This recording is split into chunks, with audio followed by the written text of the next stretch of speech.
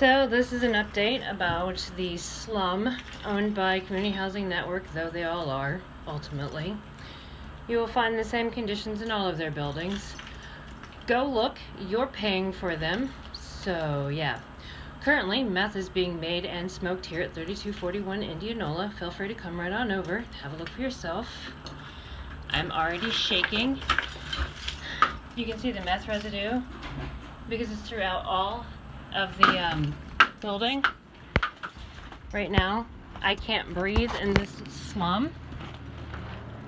This is the individual who's making it.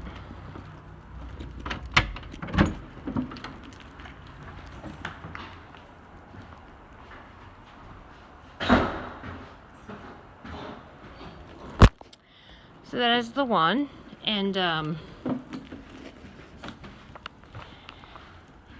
yeah. Feel free to come over right now at 3241 Indianola. I'll wait out front.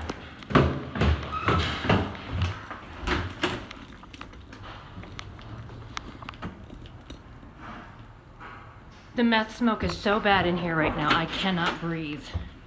This is their ADA compliant handrail. Today is August I think it's the 24th. The meth smoke is so bad because he's making it right now. Feel free to come over. 3241 Indianola Avenue. See what you're funding. So, I was going to give you an update, but I'm shaking so much from the meth smoke, it's hard to hold the phone. So the meth has peeled so much all over the building. You can see up here by the window where the meth is made. Here, I'm shaking. I was literally downstairs for like 5 minutes and I am shaking so hard right now. Look at this. And again, you spent as a taxpayer federal money $150,000 to rehab this building. $150,000 and it's completely coming apart. This is what you get when you house drug addicts. They need institutionalized or offered death with dignity. It's literally the only solution. I can't even go into my apartment. The meth smoke is so bad in here.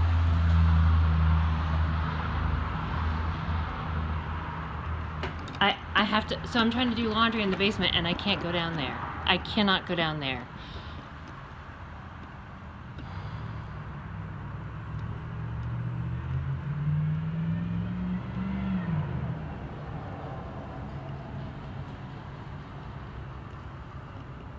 I'm trying to move out of this slum as fast as possible, but it's very hard when I literally cannot even enter the building.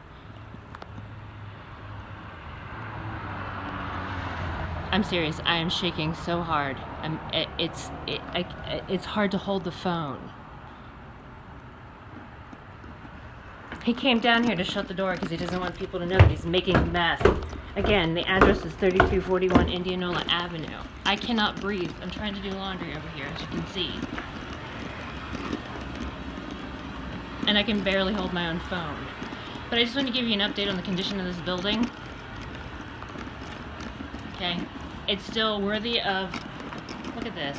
That's shit from that pipe. And this is still meth residue from the old neighbor that lived here before the one who's prior. Who lives... Look at this. There's lye residue throughout this entire building. Lye is used to make meth. And that is a shit stain from that pipe. Again, the paint is chipping away because of the meth residue that's in the air from making meth in this building. That you're funding, both the individuals who make the meth, but also the landlord who allows this to go on. The paint is completely, just this whole building is uninhabitable. And children and animals and the disabled are in this building. And I don't mean disabled by drug addiction, though they do count that as a disability. Ridiculous. Okay, ridiculous. But this slum, you're paying for. And this isn't the only one. CHN has 2,000 of these slums throughout the city. And you know what? When they all become condemned, and they will be, because they're uninhabitable, they're going to damage property values.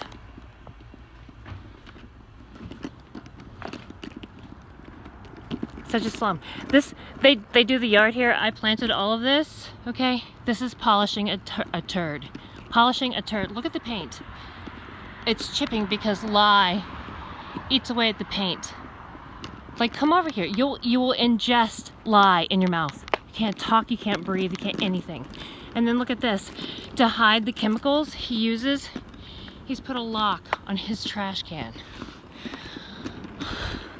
Hilarious. And you're buying those drugs too because he gets welfare.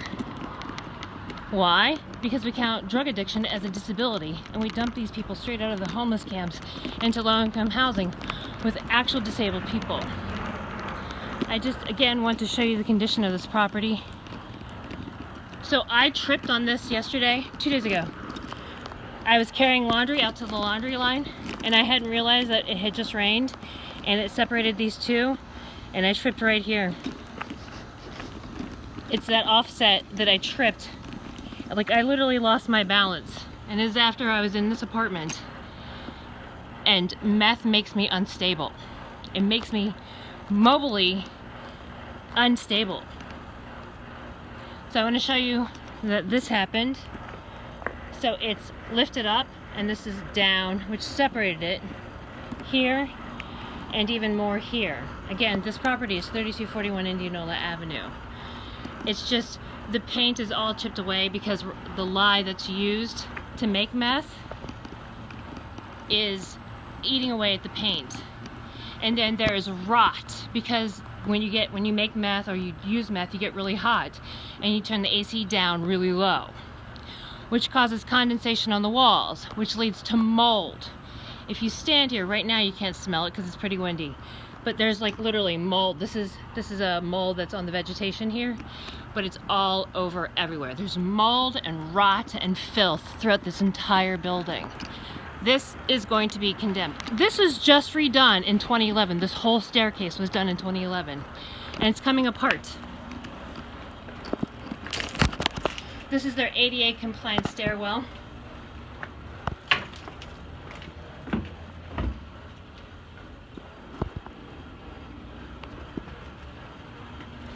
So I want to show you as I'm packing. So I complained to CHN, there is lye all over everything. You can taste it when you come over here.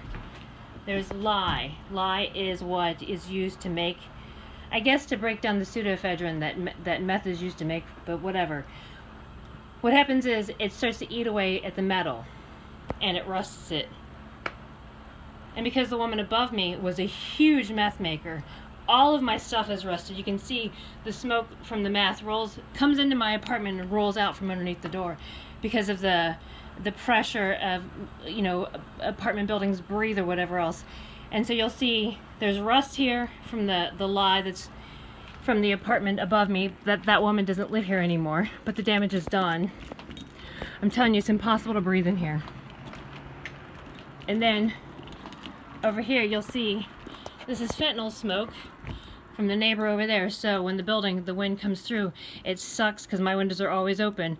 It blows through the apartment building and it gets sucked through my apartment out. Now, I'm going to show you, now that I have everything, mostly everything off the walls, look at the smoke damage from the people in my building. This is what they did to my stuff. So you can see that that's smoke damage right there. And again, it's all fentanyl. I don't do fentanyl. I'm happy to get tested for fentanyl. I don't do fentanyl. That right there is meth mixed with damp. So there's a HVAC system right there. And that's mold with smoke damage. There's smoke damage there too. You can see it there. But that's mold. And then, so that's smoke damage over there. Smoke damage over there with mold. And then this mold. And you can't keep up with it. It's everywhere. It's literally everywhere in this building. Because they turn the AC down, and I don't use air conditioning. My windows are completely open. Because I can't breathe in here, and because I already have asthma from the drug smoke in this building. My windows are almost never closed. Never. I can't breathe in here right now. And there's mold right here. another HVAC system or a pipe or something is back there. Okay, you can't keep up with it. Like, they were like, well, if there's smoke damage to your apartment, just wash it off the walls and off my things. Off my things and off the walls and off my furniture and off of my rugs. Yeah, I can't. So I started looking a long time ago to move out of here. Well, I found out I don't actually have a Section 8. The building is Section 8. So I'm stuck. I'm trapped. This is a gas chamber. It's a gas chamber. Here's the rest of the mold here.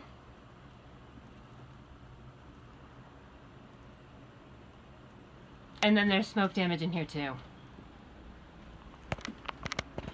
But I'm emptying my things out. I'm literally just taking things out to the curb now. I just want out of here right now. So there's mold here.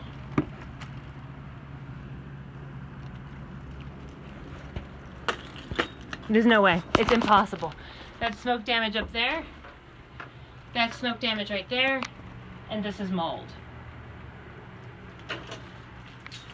It's very hard when you can only spend like 1 hour in this slum to pack and move things out. Smoke damage there. That was my that was one of my HEPA filters. My pictures were damaged by the smoke. All of my things were damaged.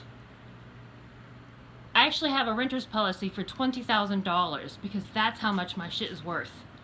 And they have ruined it. CHN, Sam Schuler, the CEO, is fully aware of her slums. Look at the smoke damage. All of my things are ruined. And there's mold here. Oh, I showed you that already. Oh no, here's what I wanted to show you. There's mold in there. So I had blankets piled here, but there's an HVAC system back there. That's mold. And up there too. Yep. So these things, I've lived here for 26 years and I've never had this problem. The thing is that I stopped using my air purifiers in every single room. It was costing me so much money to clean the air in my building. Like, it was like I was filtering the smoke in the whole entire building. That's mold. That was behind this clock that I moved. This mold here. So then I opened this cabinet. So there's like a haze of, there's like a fibrous mold. You can see it's on everything. There's mold back there. I had plates stacked there. I never would have guessed. Never would I have guessed. So yesterday I was cleaning out this cabinet. Was it here? Yeah, there. Look at that. Guess what that is? It's condemnable. This building is condemnable. Nobody should be in this building. I'm breathing in mold spores right this very minute, as well as drug smoke. I'm just trying to get out of here. You can have your slum back. If you think that this is good enough for minority children, that's on you. I don't think it is. And I don't think it's right to put disabled people in here, actual disabled people, not drug addicted junkies, into independent. They cannot live on their own. This is what they do. All of CHN buildings test them. Go to a public space like the basement or a laundry room and drug test it. You will find that there's drug smoke in throughout. This is where they're dumping the drug addicts off the streets. Well, I'm moving out. You can have this back. Thanks, but no thanks. Okay, I will not live in another Section 8. You throw your money. I don't pay federal taxes because I'm too poor, obviously. That's why I live here. But if you want to keep funding stuff like this, that's on you. Okay, but all they're doing is ruining the housing stock for people who actually can live independently, but just have some disabilities. Mobility, or they have cognitive issues, or they've had a stroke or something like that. This is where you're housing those people. In dumps like this. This is a beautiful building. Again, the $150,000 was spent to rehab this building in 2011, and this is the condition it's in now. And I've lived here for 26 years. Well, I'm out. This is on you. And this is your property values. This building, it'll be condemned, it'll sit empty, and then some homeless junkie will come along, break in, set it on fire, and it'll just sit here forever, burnt out. Do you know how many cities look like that? If you don't know, go to Dayton, have a look around. Go to Detroit, have a look around. You can come over here and experience this for yourself.